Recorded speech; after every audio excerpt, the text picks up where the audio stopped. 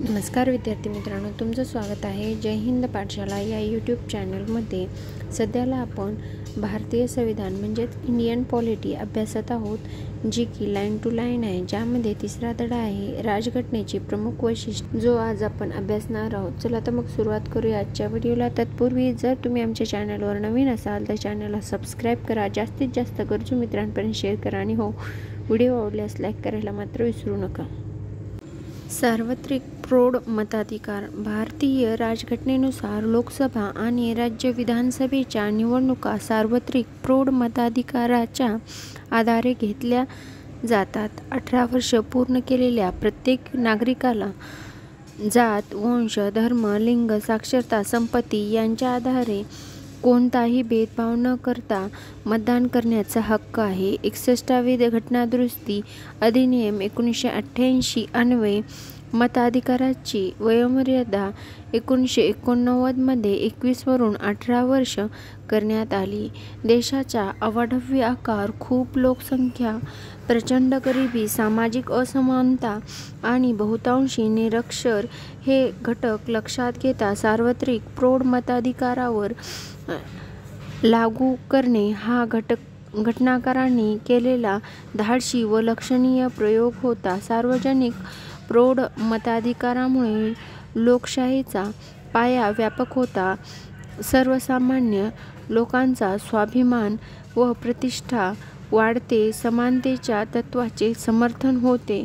अल्पसंख्याकांना त्यांच्या हिताचे रक्षण करणे शक्य होते आणि दुर्बल घटकांमध्ये नवीन आशा निर्माण होऊन त्याची क्षितिजे विस्तारतात. आता एकेरी नागरिकत्व. जरी भारतीय राजघटनेचे स्वरूप संघराज्यीय असले व त्यात केंद्र व राज्य अशी दुहेरी राज्यव्यवस्था असली तरी त्यात भारताचे नागरिकत्व अशा एकेरी नागरिकत्वाची तरतूद आहे.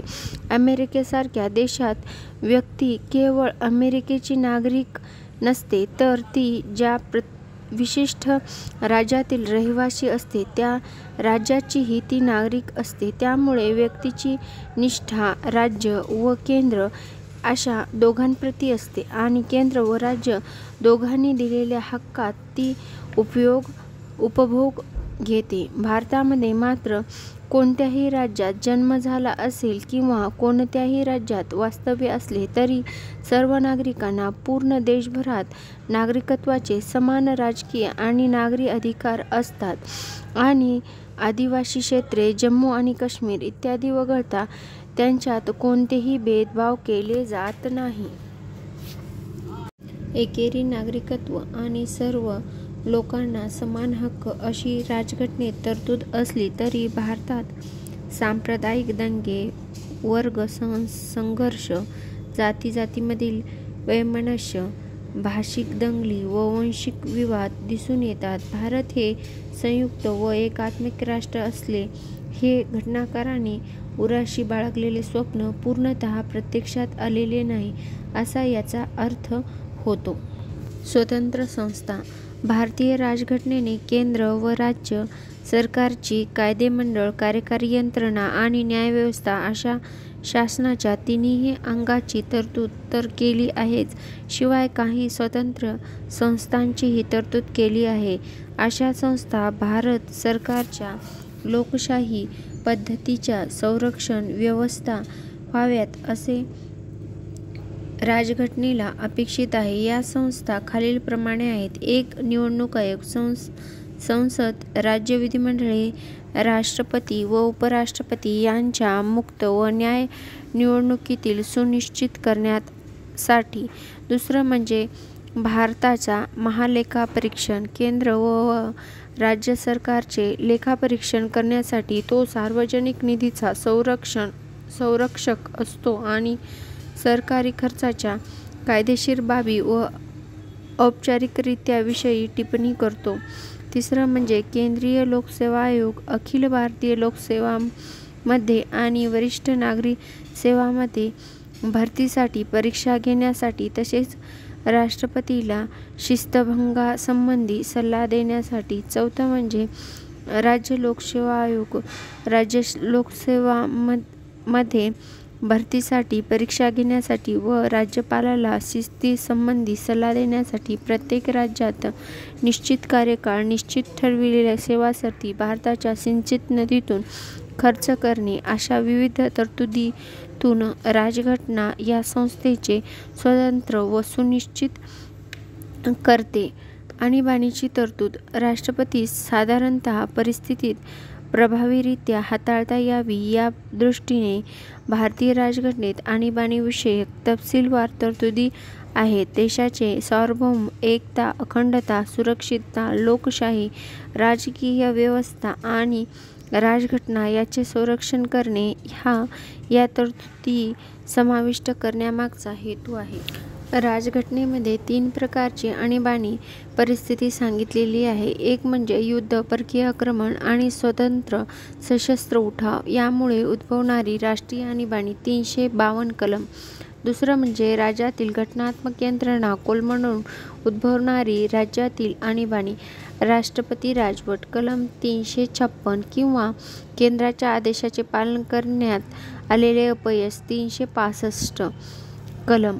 तिसरं म्हणजे भारताचे आर्थिक स्थैर्य किंवा पत यावर धोका उत्पन्न झाल्यामुळे उद्भवणारी आर्थिक आणीबाणी, जिचं कलम आहे 360.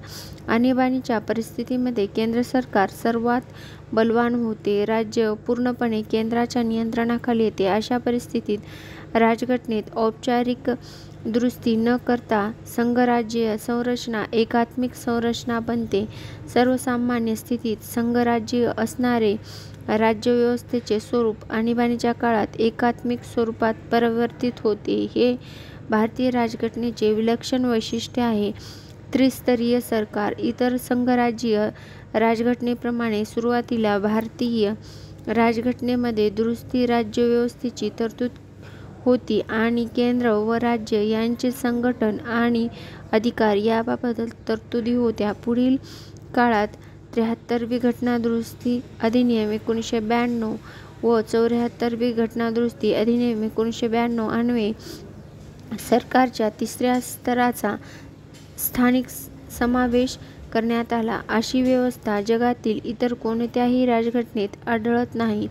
73वी घटनादुरुस्ती अधिनियम 1992 अन्वये राजघटनेत नवीन भाग 7, 9 आणि भाग 17, नवे परिशिष्ट 11 यांचा समावेश करून पंचायतींना ग्रामीण स्थानिक स्वराज्य घटनात्मक मान्यता दिली गेली.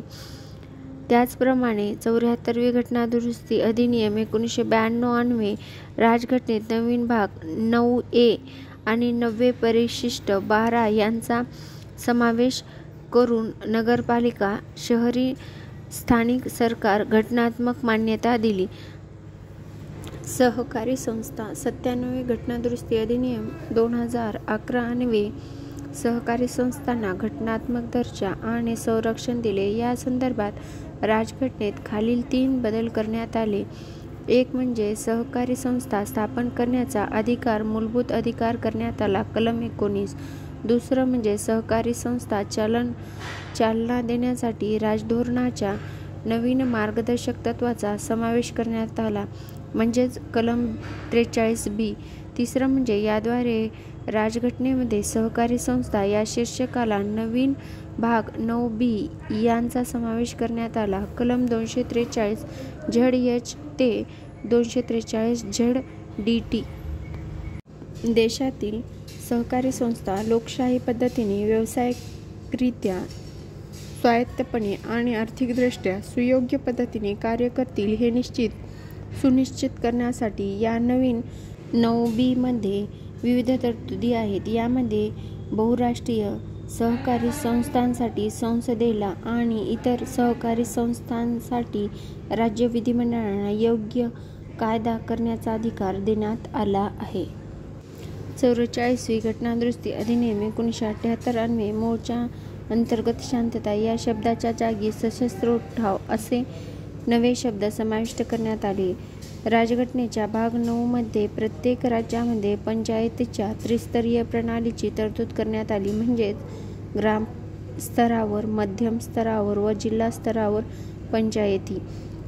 राजघटनेच्या भाग 9A मध्ये प्रत्येक राज्यात 3 पद्धतीच्या नगरपालिकेची तरतूद करण्यात आली. संक्रमणीय क्षेत्रासाठी नगरपंचायत, छोट्या शहरी क्षेत्रासाठी नगरपरिषद आणि मोठ्या शहरी क्षेत्रासाठी महानगरपालिका. एकीकडे भाग, त्याच्यामध्ये कुठला विषय आहे आणि संबंधित कलमे यावर 1 ते जितके 17 भाग आहेत तितके आपण कलमे पाहणार आहोत. चला तर मग पाहूया. भाग 1 संघ व त्याचे राज्यक्षेत्र, कलम 1 ते 4. भाग 2 नागरिकत्व, कलम 5 ते 11. भाग 3 मूलभूत हक्क, 12 ते 35. भाग 4 राज्य धोरणाची मार्गदर्शक तत्त्वे, कलम 36 ते 51. भाग 4A मूलभूत कर्तव्य, 51A. आता मूलभूत हक्काचा जर भंग झाला तर आपण न्यायालयात दाद मागू शकतो, पण भाग 4 आणि भाग 4A ही दोन्हीही भाग न्यायप्रविष्ट नाहीत, म्हणजे यांचा भंग झाल्यास आपण न्यायालयात दाद मागू शकत नाही. भाग 5 ज्यामध्ये प्रकरण 1 आहे कार्यकारी विभाग, ज्यामध्ये कलम 52 ते 78 आहे. प्रकरण 2 आहे संसद, ज्यामध्ये 79 ते 122 पर्यंत कलमे आहेत. त्यानंतर प्रकरण 3 राष्ट्रपतीचे कायदेविषयक अधिकार 123 मध्ये आहेत. प्रकरण 4 राज्य संघराज्यीय न्यायव्यवस्था 124 ते 147 पर्यंत कलम आहे. आणि प्रकरण 5 भारताचा नियंत्रक व महालेखा अधिकार 148 ते 151. म्हणजेच भाग 5 मध्ये 52 पासून ते 151 पर्यंत कलमे आहेत. त्यानंतर भाग 6 राज्य सरकारे, प्रकरण 1 सर्वसाधारण 152. प्रकरण 2 कार्यकारी विभाग 153 ते 167. प्रकरण 3 राज्य विधिमंडळ 168 ते 212 पर्यंत कलमे. त्यानंतर प्रकरण 4 राज्यपालाचे कायदेविषयक अधिकार, जे की 123 कलमामध्ये आहेत. प्रकरण 5 उच्च न्यायालय, ज्याचे कलम आहे 214 ते 232. आणि प्रकरण 6 दुय्यम न्यायालय, ज्याचं कलम आहे 233 ते 237. यानंतर भाग 7 पहिल्या अनुसूचीतील भाग B मधील राज्य वगळणे 238 व कलम. भाग 8 संघराज्य प्रदेश, म्हणजेच त्याला आपण केंद्रशासित प्रदेश असं म्हणतो, जे की 239 ते 242 पर्यंत आहे. भाग 9 पंचायती संबंधी आहे, ज्याच्यामध्ये 243 ते 243 O पर्यंत कलमे आहेत. भाग 9A नगरपालिका, ज्यामध्ये 243 P ते 243 ZG इथपर्यंत कलमे आहेत.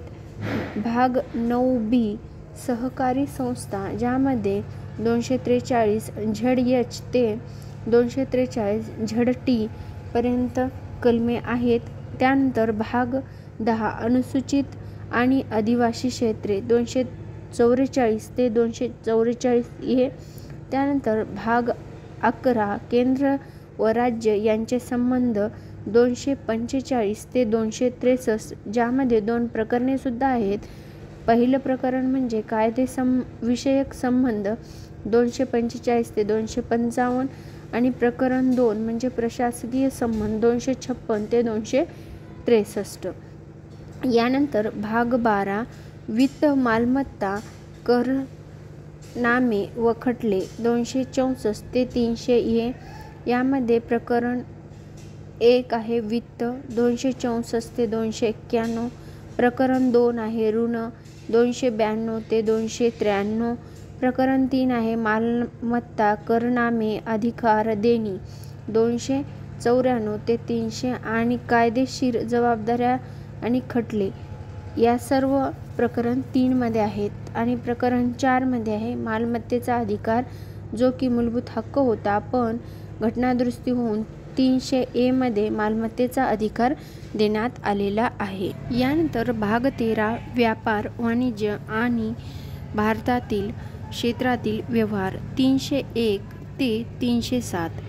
त्यानंतर भाग 14वा, ज्यामध्ये केंद्र व राज्यातील सेवा असे 2 प्रकरण आहेत, ज्यामध्ये पहिलं प्रकरण आहे सेवा, ज्याचं कलम आहे 308 ते 314 आणि प्रकरण दुसरं आहे लोकसेवा आयोग, ज्याचा कलम आहे 315 ते 323. त्यानंतर 14A हे नवीन भाग आहे, ज्यामध्ये न्यायाधिकरणे आहेत, ज्याचं कलम आहे 323A ते 323B. त्यानंतर 15वा भाग आहे निवडणुका, 324 ते 329A. 16वा भाग आहे काही वर्गातील विशेष तरतुदी, ज्यामध्ये 330 ते 342 कलम. यानंतर आहे भाग 17, ज्यामध्ये अधिकृत भाषा आहेत. एक प्रकरण आहे संघराज्याची भाषा, 343 ते 344. दुसरं प्रकरण आहे प्रादेशिक भाषा, ज्यामध्ये 345 ते 347 पर्यंत कलमे आहेत. आणि तिसरं प्रकरण आहे सर्वोच्च न्यायालय, उच्च न्यायालय इत्यादीमधील भाषा, ज्यामध्ये 348 ते 349 पर्यंत कलमे आहेत.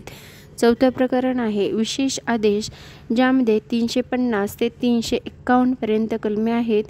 यानंतर 18वा भाग आहे आणीबाणीची तरतूद, ज्यामध्ये 352 ते 360 पर्यंत कलमे आहेत. ज्यानंतर 19वा भाग, ज्यामध्ये इतर असं नाव आहे, ज्यामध्ये कलमे आहे 361 ते 367.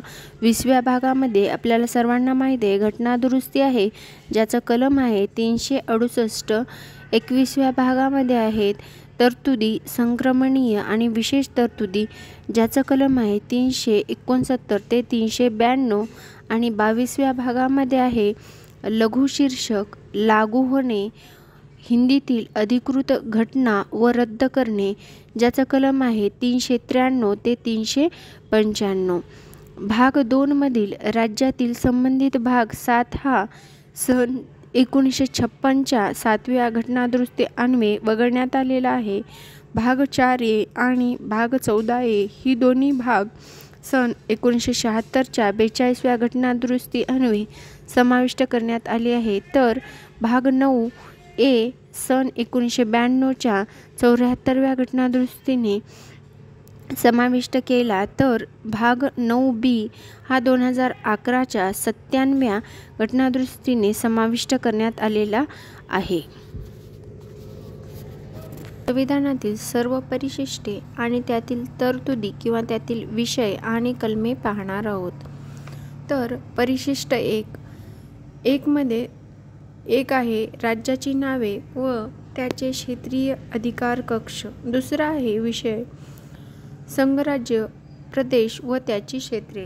कलम कोणतं येणार, तर यामध्ये 1 ते 4 कलम येणार. दुसरं परिशिष्ट आहे ज्यामध्ये वेतन, भत्ते, विशेषाधिकार यांच्या तरतुदी दिलेल्या आहेत, ज्यामध्ये राष्ट्रपती, राज्यपाल, लोकसभेचा सभापती, उपसभापती, राज्यसभेचा अध्यक्ष, उपाध्यक्ष, राज्यातील विधानसभेचे सभापती, उपसभापती, राज्यातील विधान परिषदेचे अध्यक्ष, उपाध्यक्ष, सर्वोच्च न्यायालयाचे न्यायाधीश, उच्च न्यायालयाचे न्यायाधीश, भारतीय नियंत्रक व महालेखापरीक्षक यांची सर्वांची वेतन, भत्ते, विशेषाधिकार यांच्याबाबतच्या ज्या काही तरतुदी आहेत त्या परिशिष्ट 2 मध्ये आहेत. मग यामध्ये कलमे कुठले कुठले येतात, तर कलम 59, 65, 75, 97, 125, 148, 158, 164, 186,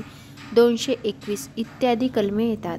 यानंतर परिशिष्ट 3 मध्ये शपथ आणि वचननाम्याची प्रारूपे आहेत, ज्यामध्ये केंद्रीय मंत्री, संसदेच्या निवडणुकीतील उमेदवार, सदस्य संसदेचे, सर्वोच्च न्यायालयाचे न्यायाधीश, भारतीय नियंत्रक व महालेखापरीक्षक, राज्यातील मंत्री, विधिमंडळाच्या निवडणुकीतील उमेदवार, राज्य विधिमंडळाचे सदस्य आणि उच्च न्यायालयाचे न्यायाधीश यांची सर्वांची शपथ, वचने किंवा वचनाची प्रारूपे आहेत. मग यामध्ये कुठली कलमे येतात, तर कलम 75, कलम 84, कलम 99, कलम 124, कलम 146, कलम 173, कलम 188 आणि कलम 19 इत्यादी कलमे येतात। यानंतर परिशिष्ट 4 ज्यामध्ये राज्यसभेतील जागांची राज्य व संघराज्य प्रदेशातील विभागणी,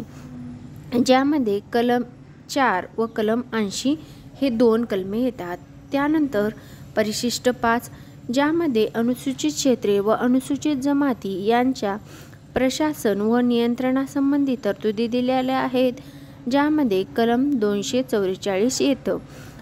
यानंतर परिशिष्ट 6 सरनामा, यामध्ये आसाम, मेघालय, त्रिपुरा व मिझोराम या राज्यातील आदिवासी क्षेत्राच्या प्रशासनासंबंधी तरतुदी दिल्यात, ज्यामध्ये कलम 244 ते 275 हे आहे।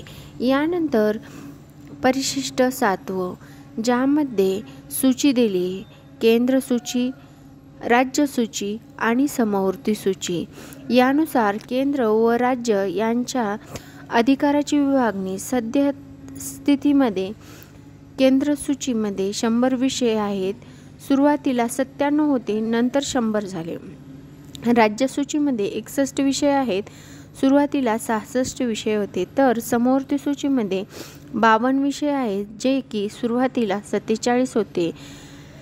121 घटनादुरुस्ती अधिनियम 2016 अन्वये केंद्रातील विषय क्रमांक 92 व 92C आणि राज्यातील विषय क्रमांक 52 व 55 वगळल्यामुळे आता केंद्रसूचित विषयाची संख्या 98 पर्यंत खाली आली असून राज्यसूचित विषयाची संख्या 59 इतकी कमी झाली आहे।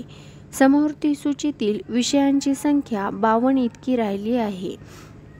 यानंतर परिशिष्ट 8 ज्यामध्ये आपण भाषा दिलेल्या आहेत। घटनेची मान्यता दिलेल्या भाषा सुरुवातीला 14 इतक्या होत्या, सध्या या परिशिष्टात 22 भाषा आहेत, ज्या की आसामी, बंगाली, बोडो, डोंगरी, गुजराती, हिंदी, कन्नड, काश्मीरी, कोकणी, मैथिली, मल्याळम, मणिपुरी, मराठी, नेपाळी, ओरियाई, पंजाबी, संस्कृत, संथाळी, सिंधी, तेलुगू, तमिळ, उर्दू, जे की 21वी घटनादुरुस्ती अधिनियम 1967 मध्ये सिंधी, त्यानंतर 71वी घटनादुरुस्ती झाली, ज्या अन्वये कोकणी, मणिपुरी, नेपाळी ह्या भाषा ॲड झाल्या, तर 92वी घटनादुरुस्ती होऊन 2023 अन्वये बोडो, डोंगरी, मैथिली, संथाळी या भाषांचा समावेश झाला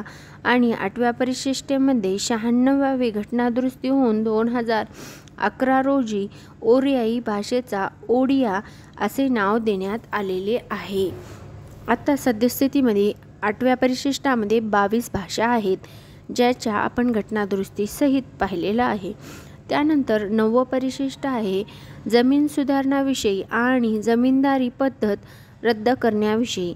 राज्य सरकार व इतर विषयाबाबी संसदेचे विषय व विनिमय सुरुवातीला 13 पण आता 282 हे परिशिष्ट पहिली घटनादुरुस्ती अधिनियम 1951 अन्वये समाविष्ट करण्यात आले। मूलभूत अधिकारांच्या उल्लंघनाविषयी न्यायिक परीक्षणातून त्यातील कायद्याचे संरक्षण करणे हे त्याचे उद्दिष्ट आहे, परंतु 24 एप्रिल 1973 नंतर समाविष्ट झालेल्या कायद्याचे न्यायिक परीक्षण होऊ शकते असा निकाल सर्वोच्च न्यायालयाने 2007 मध्ये दिलेला आहे। यानंतर परिशिष्ट 10 ज्यामध्ये पक्षांतर केल्यामुळे संसद व राज्य विधिमंडळाचे सदस्यत्व रद्द करण्यासंबंधीच्या तरतुदी आहेत। याबद्दल अधिक माहिती अशी की सन 1985 व 52व्या घटनादुरुस्ती अन्वये याचा समावेश करण्यात आला। हे परिशिष्ट पक्षांतर विरोधी कायदा म्हणूनच ओळखले जाते। यानंतर परिशिष्ट 11 ज्यामध्ये पंचायतीचे अधिकार व जबाबदाऱ्या या आहेत, यात 29 विषय आहेत। हे परिशिष्ट 1992 मध्ये 73वी घटनादुरुस्ती करून समाविष्ट करण्यात आले। सगळ्यात शेवटचं आणि 12वं परिशिष्ट आहे ज्यामध्ये नगरपालिकेचे अधिकार, जबाबदाऱ्या ह्या आहेत. यात 18 विषय आहेत. हे परिशिष्ट सन 1992 मध्ये 74वी घटना दुरुस्ती करून समाविष्ट करण्यात आलेलं आहे. समितीने बनविलेल्या आणि स्वीकृत केलेल्या भारतीय राज्यघटनेवर खालील कारणांसाठी टीका केली. 1. उसनी राजघटना. भारतीय राज्यघटनेत नवीन किंवा मूलग्रामे काही नाही असे टीकाकारांनी म्हटले आहे. ही उसनी राजघटना किंवा जगातील विविध राजघटनेतून घेतलेल्या तुकड्याची राजघटना आहे असे तिचे वर्णन केले आहे. राजघटना बनविण्याने भारतातील परिस्थितीची विचार घेऊन इतर राजघटनेतील वैशिष्ट्यांमध्ये आवश्यक ते बदल केले तसेच त्यातील त्रुटी कमी केल्या, त्यामुळे असे घडले आहे. मसुदा समितीचे अध्यक्ष डॉ. B.R. आंबेडकर यांनी घटना समितीमध्ये या टीकेला उत्तर दिले की जगाच्या इतिहासात या घडीला बनविलेल्या राजघटनेत काही नवे असू शकते का, असा प्रश्न उद्भवतो. पहिली लिखित राजघटना अस्तित्वात येऊन 100 वर्ष उलटून गेली. त्यानंतर अनेक देशांनी आपली राजघटना लिखित स्वरूपात मांडली.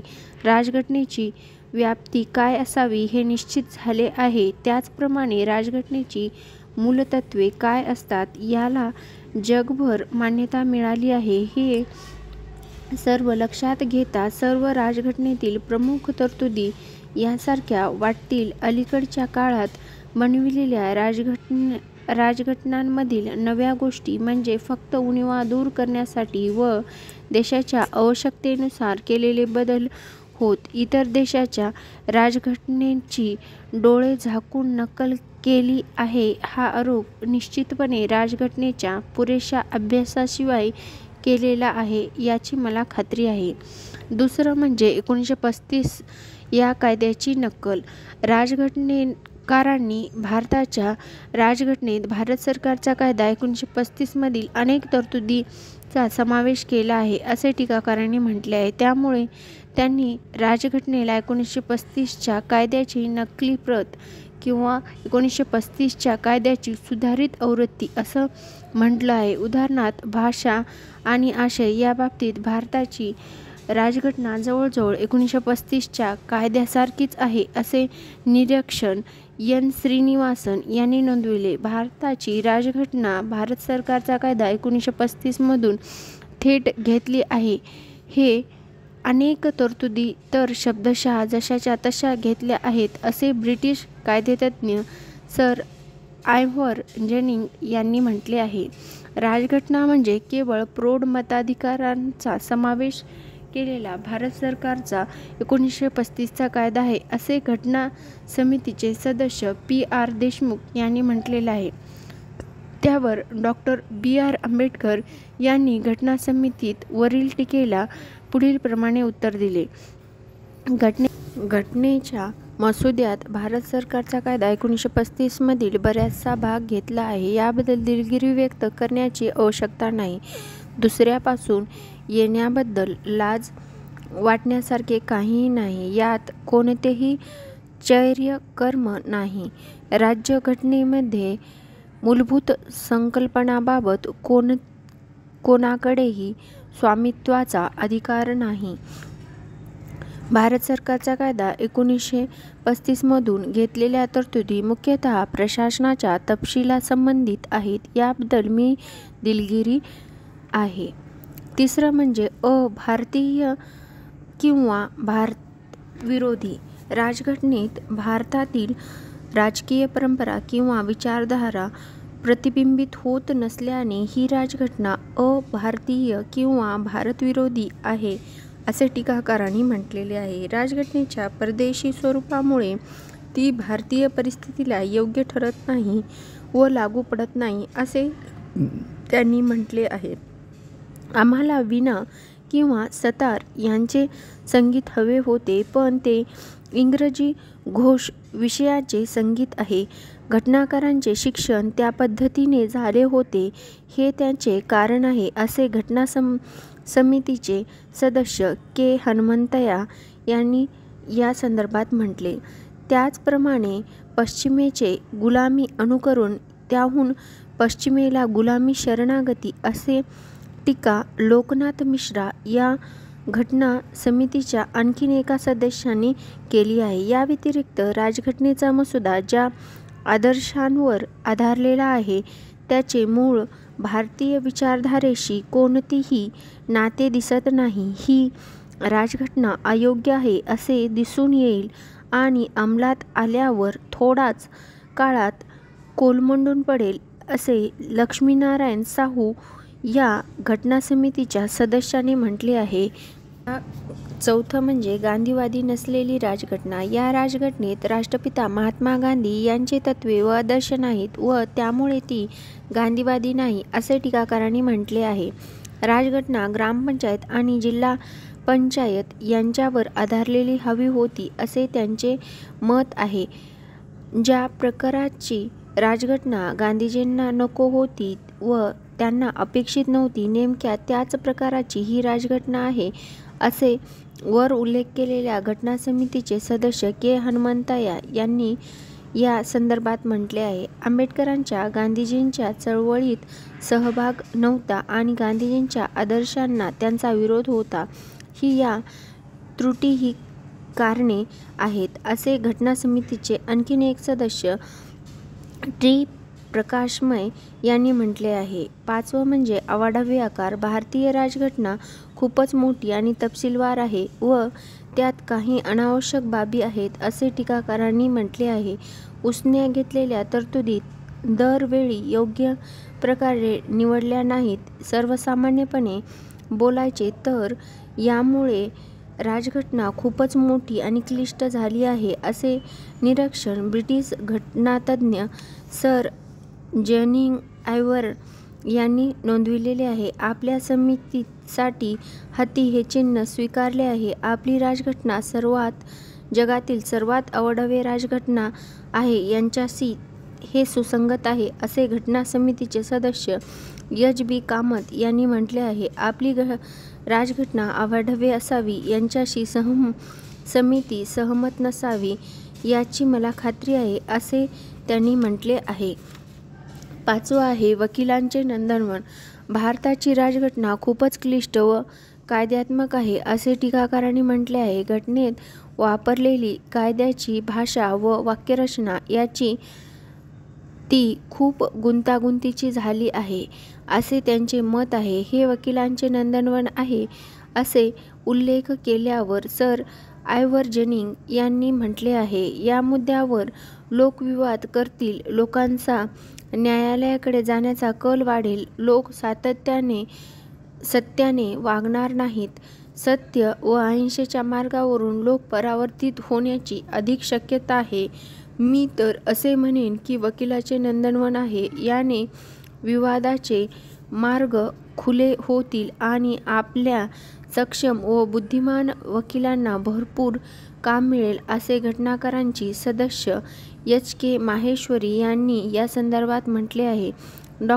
आंबेडकर यांनी समितीपुढे मांडलेल्या कलमांचा मसुदा हा कायदेविषयक ग्रंथाप्रमाणेच खूप क्लिष्ट आहे असे मला वाटते. राजघटनेसंबंधी कागदपत्रात जशी बेजोड व भारदस्त भाषा वापरली जात नाही, कायदेविषयक ग्रंथ नाही तर सशक्त ऊर्जा असलेला व सजीव असा सामाजिक राजकीय ग्रंथ बनविला त्यांना अवघड जात असावे असे मला वाटते. असे घडणार नव्हते व आपल्याला सहज कमी करता येईल असे शब्द असलेली राजघटना मिळाली आहे. हे आपले दुर्दैव आहे असे घटना समितीचे आणखीन एक सदस्य पी. आर. देशमुख यांनी म्हटलेले आहे. यावर सर्व टीका आणि टीकेला दिलेली उत्तरे आपल्याला नमूद केलेली आहेत.